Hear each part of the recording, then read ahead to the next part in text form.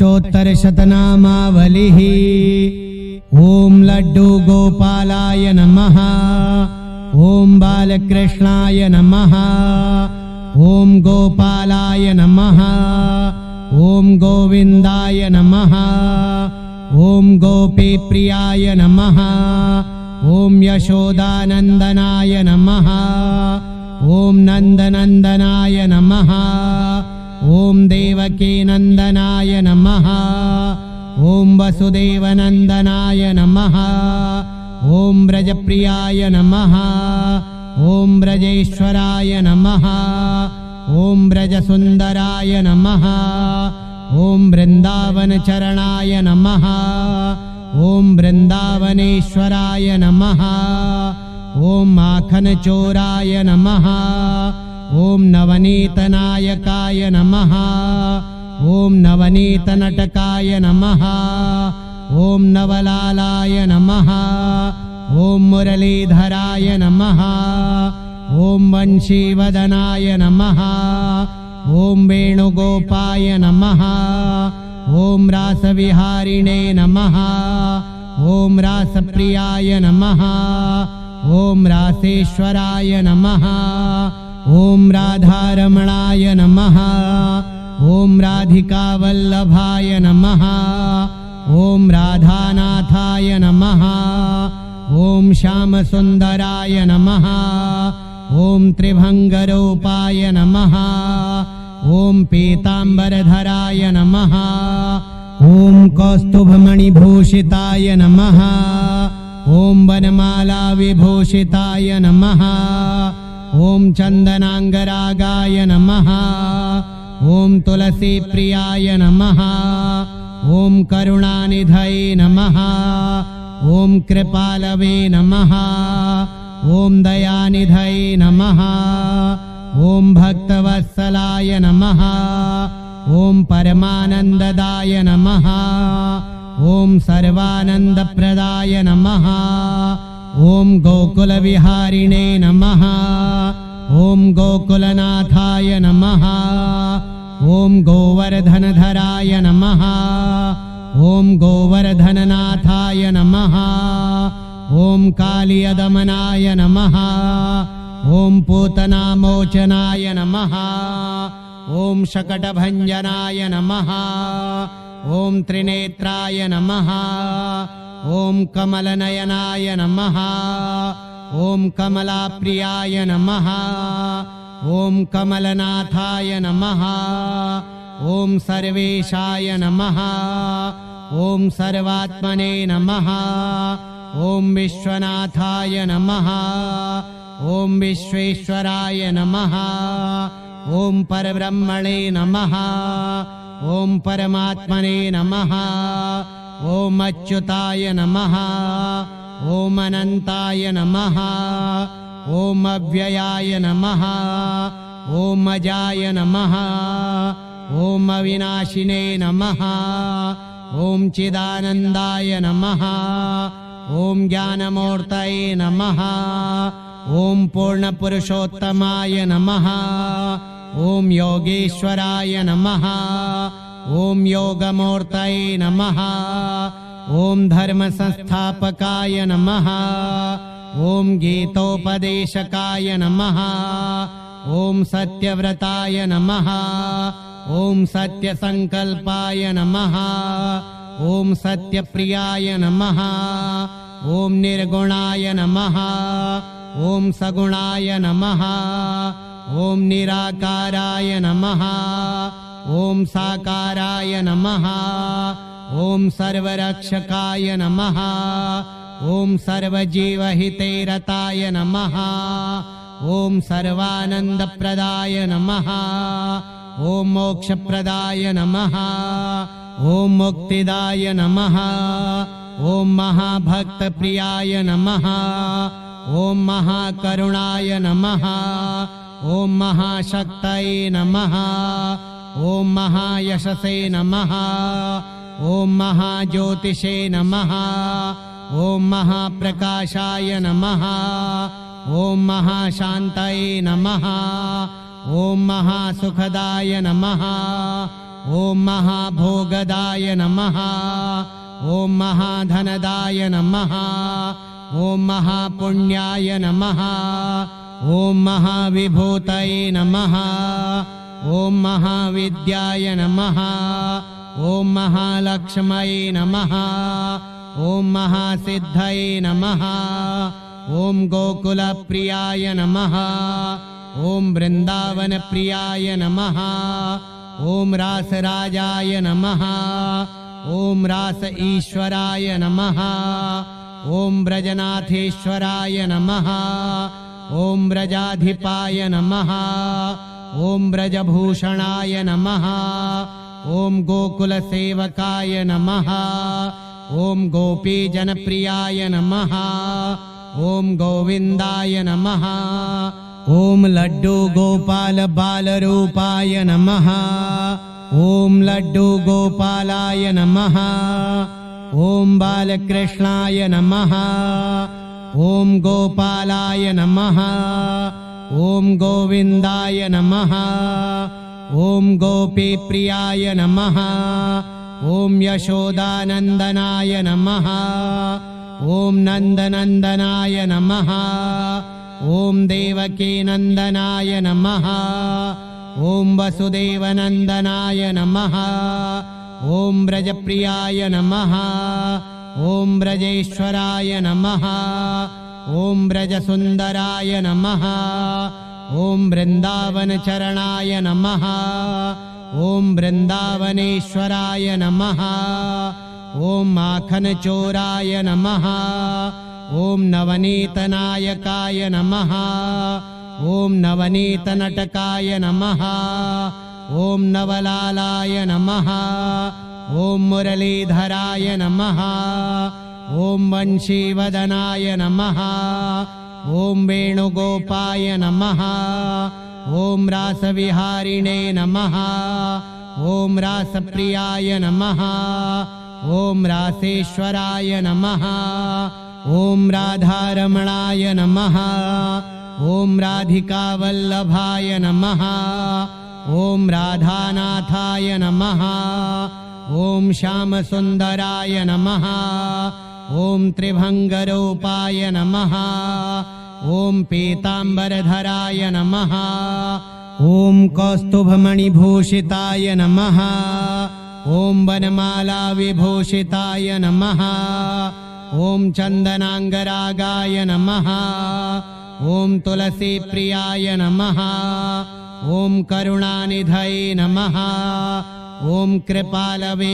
नमः ॐ दयानिधये नमः ॐ भक्तवत्सलाय नमः ॐ परमानन्ददाय नमः ॐ सर्वानन्दप्रदाय नमः ॐ गोकुलविहारिणे नमः ॐ गोकुलनाथाय नमः ॐ गोवर्धनधराय नमः ॐ गोवर्धननाथाय नमः ॐ कालियदमनाय नमः ॐ पूतनामोचनाय नमः ॐ शकटभञ्जनाय नमः ॐ त्रिनेत्राय नमः ॐ कमलनयनाय नमः ॐ कमलाप्रियाय नमः ॐ कमलनाथाय नमः ॐ सर्वेशाय नमः ॐ सर्वात्मने नमः ॐ विश्वनाथाय नमः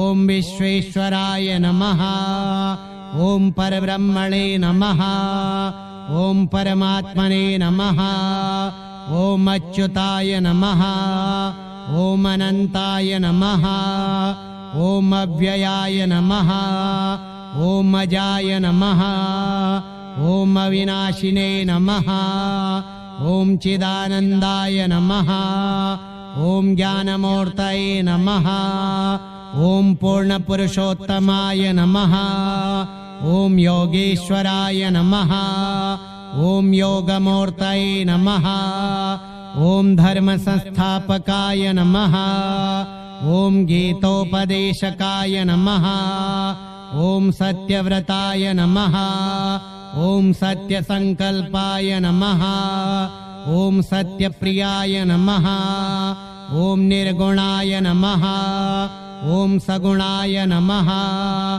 ॐ निराकाराय नमः ॐ साकाराय नमः ॐ सर्वरक्षकाय नमः ॐ सर्वजीवहिते रताय नमः ॐ सर्वानन्दप्रदाय नमः ॐ मोक्षप्रदाय नमः ॐ मुक्तिदाय नमः ॐ महाभक्तप्रियाय नमः ॐ महाकरुणाय नमः ॐ महाशक्तये नमः ॐ महायशसे नमः ॐ महाज्योतिषे नमः ॐ महाप्रकाशाय नमः ॐ महाशान्तये नमः ॐ महासुखदाय नमः ॐ महाभोगदाय नमः ॐ महाधनदाय नमः ॐ महापुण्याय नमः ॐ महाविभूतये नमः ॐ महाविद्याय नमः ॐ महालक्ष्मये नमः ॐ महासिद्धये नमः ॐ गोकुलप्रियाय नमः ॐ वृन्दावनप्रियाय नमः ॐ रासराजाय नमः ॐ रास ईश्वराय नमः ॐ ब्रजनाथेश्वराय नमः ॐ ब्रजाधिपाय नमः ॐ ब्रजभूषणाय नमः ॐ गोकुलसेवकाय नमः ॐ गोपीजनप्रियाय नमः ॐ गोविन्दाय नमः ॐ लड्डू गोपाल बालरूपाय नमः ॐ लड्डू गोपालाय नमः ॐ बालकृष्णाय नमः ॐ गोपालाय नमः ॐ गोविन्दाय नमः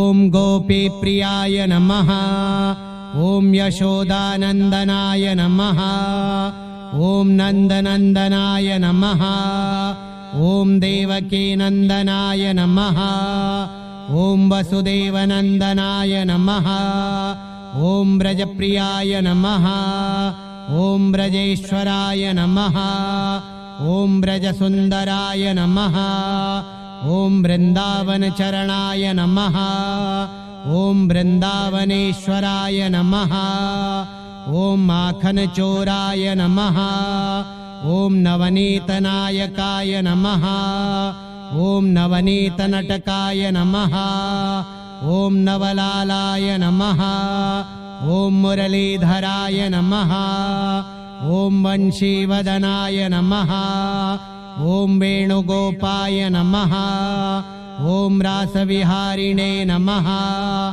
ॐ रासप्रियाय नमः ॐ रासेश्वराय नमः ॐ राधारमणाय नमः ॐ राधिकावल्लभाय नमः ॐ राधानाथाय नमः ॐ श्यामसुन्दराय नमः ॐ त्रिभङ्गरूपाय नमः ॐ पीताम्बरधराय नमः ॐ कौस्तुभमणिभूषिताय नमः ॐ वनमालाविभूषिताय नमः ॐ चन्दनाङ्गरागाय नमः ॐ तुलसीप्रियाय नमः ॐ करुणानिधये नमः ॐ कृपालवे नमः ॐ दयानिधये नमः ॐ भक्तवत्सलाय नमः ॐ परमानन्ददाय नमः ॐ सर्वानन्दप्रदाय नमः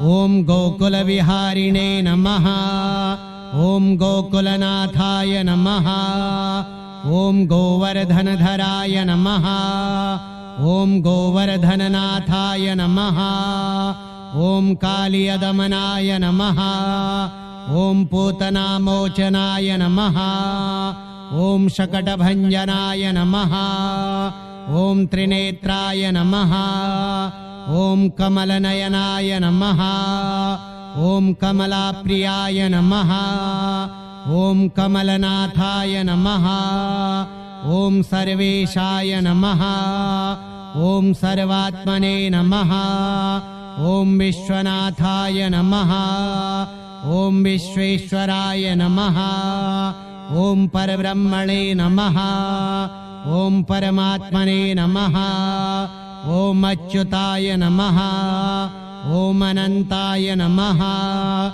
ॐ अव्ययाय नमः ॐ अजाय नमः ॐ अविनाशिने नमः ॐ चिदानन्दाय नमः ॐ ज्ञानमूर्तये नमः ॐ पूर्णपुरुषोत्तमाय नमः ॐ योगेश्वराय नमः ॐ योगमूर्तये नमः ॐ धर्मसंस्थापकाय नमः ॐ गीतोपदेशकाय नमः ॐ सत्यव्रताय नमः ॐ सत्यसंकल्पाय नमः ॐ सत्यप्रियाय नमः ॐ निर्गुणाय नमः ॐ सगुणाय नमः ॐ निराकाराय नमः ॐ साकाराय नमः ॐ सर्वरक्षकाय नमः ॐ सर्वजीवहिते रताय नमः